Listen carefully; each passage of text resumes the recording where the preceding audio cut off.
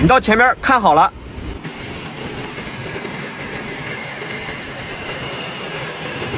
我靠，宝弟你是怎么做到的？差点蹭到保险杠。你就放心吧，没有100%的把握，我可不敢这么开。你想知道这是怎么做到的吗？想。那么我今天就来告诉你，并且教我的新手朋友们。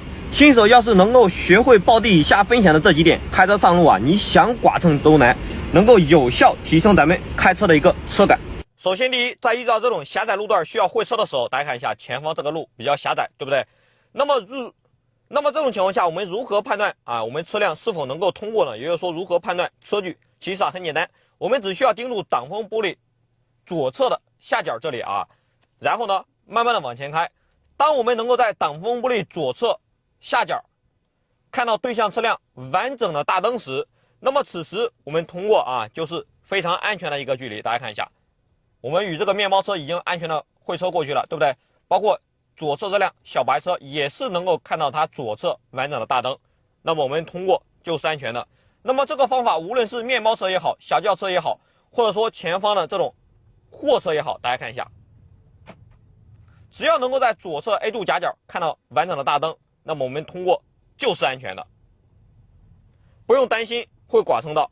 那如果说是右侧回车时也很简单，我们只需要找到方向盘右侧延伸出去的这个点位，然后呢做一个标记点。大家看一下这个白色的粉笔啊，就是报弟做的一个标记点。那么我们在通过的时候只需要啊用我们右侧方向盘延伸出去的这条线，这个标记点扫着我们的会车的车辆的轮胎底部走。大家看一下，那么这个时候我们距离右侧的车辆至少还有30公分的安全距离，通过也是非常安全的。好，大家看一下，已经安全的通过了，对不对？那么现在报弟拿下来手机给大家看一下距离，大家看一下，通过是不是非常的安全呢？第二，如果停车时前面是马路牙子，怎么判断咱们车头与马路牙子的距离呢？此时咱们就盯住咱们左侧的后视镜，当咱们后视镜下沿和马路牙子下沿重合时，好，咱们慢慢往前看啊，就咱们后视镜的这个下沿和马路牙子的下沿重合时，好，就是此时咱们车头距离前方马路牙子刚好30公分，停车刚好。咱们现在下车去看一下咱们车头和这个马路牙的距离。好，大家看一下这个停车距离是不是刚刚好呢？那如果说是倒车时咱们后方有马路牙子，如何判断咱们车尾与后方马路牙子的距离呢？其实很简单，咱们盯住左侧后视镜中的前门门把手，当咱们后视镜中的前门门把手，大家看一下，和后方马路牙子交叉重合以后，大家看一下，就是此时咱们马路牙子啊和这个门把手中间位置交叉重合了，对不对？那么此时咱们车尾距离后方马路牙子大概也就30公分的距离，停车也是刚刚好的。我们再去看一下，大家看一下这个停车距离是不是也是刚刚好？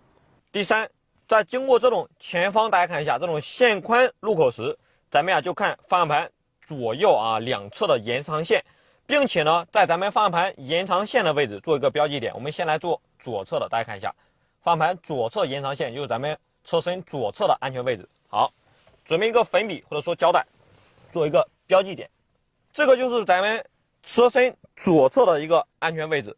右侧呢也是同样的方法，看咱们方向盘右侧的延伸点。大家看一下，这边是报弟之前做的点位啊，忘了插去，我再加深一下。大家看一下，这个点位就是咱们方向盘右侧延伸出去的点位，对不对？好，那么接下来我们就来通过前方这个线宽墩。好，当我们通过线宽墩时，只要啊前方线宽墩在咱们方向盘左侧安全点位以外，右侧也是同样的，大家看一下，这样我们通过时就是安全的，不用担心会发生剐蹭。这也就是老司机经常说的，方向盘能过，咱们的车辆就能过。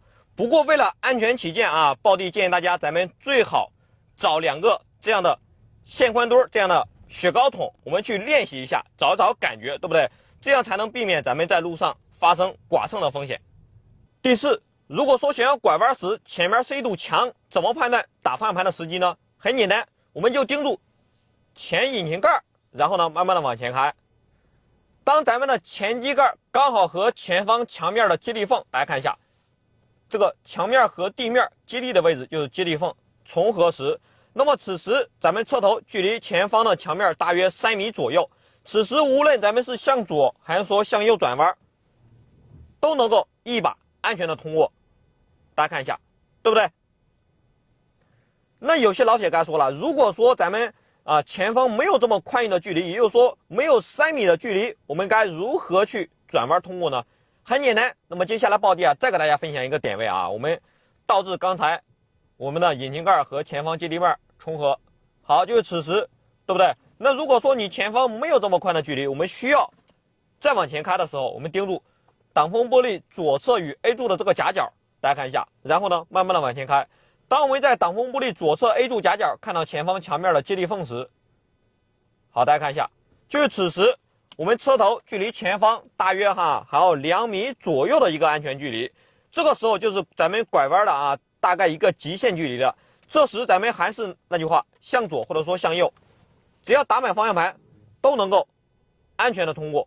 我们再来看一下，可能说坐在车内很多老铁都感觉快要蹭到了，其实这是视觉误差的原因。我们来实验一下，大家看一下，已经安全的通过了，对不对？那如果说前面横放着一台车，如何去判断转弯时机呢？咱们就盯住这个前机盖，然后呢慢慢的往前开。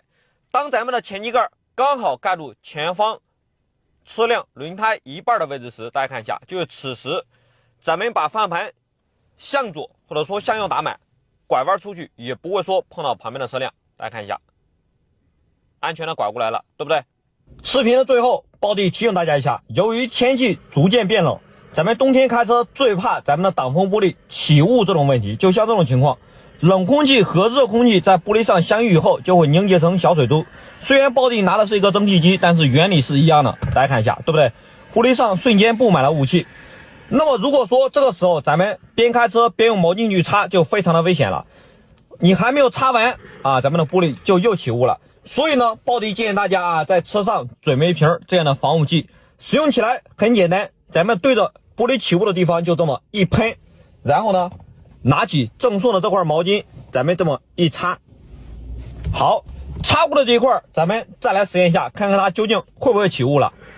大家看一下，擦过的这一块一点雾气也没有了，对不对？而旁边没有用过防雾剂擦的地方，瞬间就又布满了雾气。大家看一下，而用防雾剂擦过的前方这一块非常的清晰透亮。所以呢，暴弟建议大家冬天开车最好在车上备一瓶这样的防雾剂。使用方法简单明了，对着起雾的地方一喷，然后呢拿着咱们这块毛巾就这么一擦。大家看一下看看擦过以后它会不会再起雾。大家看一下，擦过的地方已经不再起雾了，对不对？看前方清晰又透亮。所以呢，我们冬天开车最好在车上备一瓶这样的防雾剂。需要防雾剂的朋友可以去暴弟主页橱窗中看一看，开车更加的安全。